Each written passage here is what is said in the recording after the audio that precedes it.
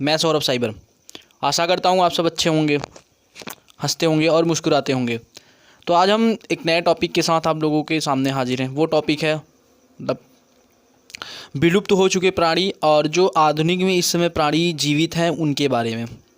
तो अभी तक आपने मेरे चैनल इमोशन वालों को सब्सक्राइब नहीं किया है तो सब्सक्राइब कर लीजिएगा, लाइक कर दीजिएगा एंड शेयर ज़रूर करिएगा, ठीक है, ताकि लेटेस्ट न्यूज़ हर किसी के पास पहुँचे। देखिए, ये जो मैंने लिस्ट बनाई है ये उन जीवों की है जो विलुप्त हो चुके हैं, और एक तरफ उन जीवों की लिस्ट है जो इस समय मौजूद हैं, ठीक है। तो आइए हम यहाँ पे देखते हैं कि कौन कौन प्राणी किससे मतलब मिलते जुलते थे। तो देखिए यहाँ पे एक तरफ है आधुनिक जीव, एक तरफ है विलुप्त हो चुके, यानी उनका जीवन का रहन सहन कुछ आज के प्राणियों से मिलता जुलता है। जाहिर सी बात है, मिलना चाहिए, क्योंकि वो भी पूर्वज किसके हैं, हम लोग के। तो ध्यान दीजिए यहाँ पे, आजकल के जो मेढक हैं, जो इस समय मेढक है, खासकर उभयचर, कौन, उभयचर वो किससे मिलते जुलते हैं, तो वो मिलते जुलते हैं यानी उनके पूर्वज कौन है, तो उनके पूर्वज हैं आपके सीलाकैंथ जीव थे जो अब विलुप्त हो चुके हैं। पहले क्या थे, उभयचर, जैसे मतलब इस समय रहते थे वैसे वो रहते थे। अब अगला बात करते हैं तो सरीसृप यानी जिसमें छिपकली भी आती है और मगरमच्छ भी आती है। इनके पूर्वज कौन है, इनके पूर्वज हैं सेमोरिया।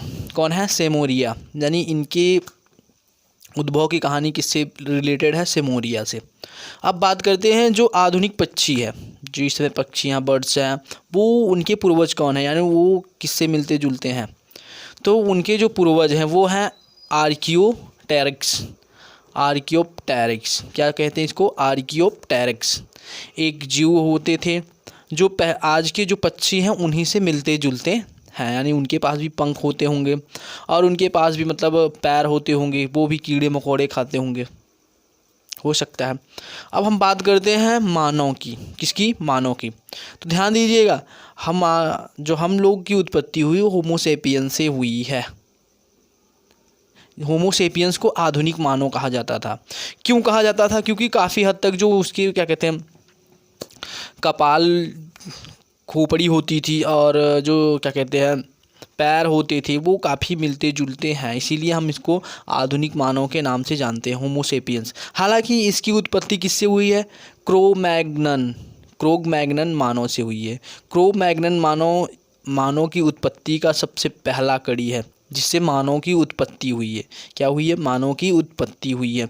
तब जाके जो आधुनिक मानव जिसको हम कहते हैं होमोसेपियंस, तो होमोसेपियंस एक मतलब आधुनिक मानव था, लेकिन क्रोमैग्नन एक मतलब आप ये कह सकते हो प्राचीन मानव, जहाँ से मानव की उत्पत्ति की कहानी शुरू हुई। सोचिए अगर ये मानव इतनी मेहनत न करता, अपने आप को मॉडिफाई न करता, वातावरण के अनुकूल न बनाता, तो आजकल हमारी उत्पत्ति नहीं हुई होती, हम भी क्या ऐसी कहीं भटक रहे होते हैं।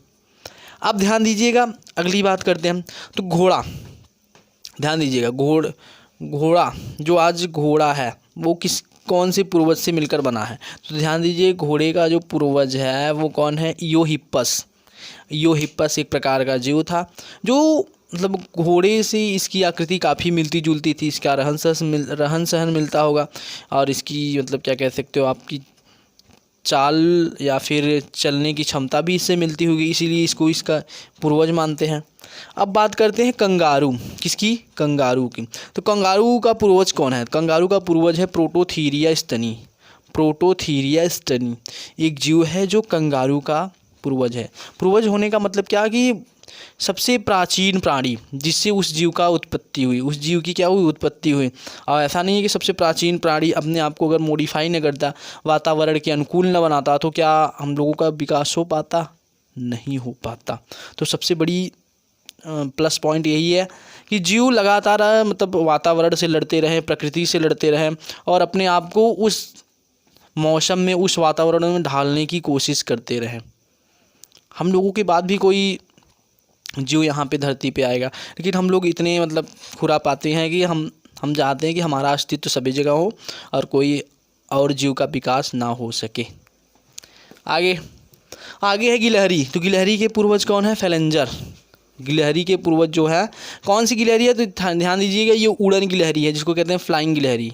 कौन सी गिलहरी? फ्लाइंग गिलहरी। इसके पूर्वज कौन है? फैलेंजर। अब बात करते हैं अगले की, तो ये अगला क्या है? शिशुधानी चूहा, यानी जो इस समय चूहा मौजूद है उसके कुछ चूहे के पास क्या होती है? शिशुधानियाँ होती हैं। क्या होती है? शिशुधानियाँ होती हैं।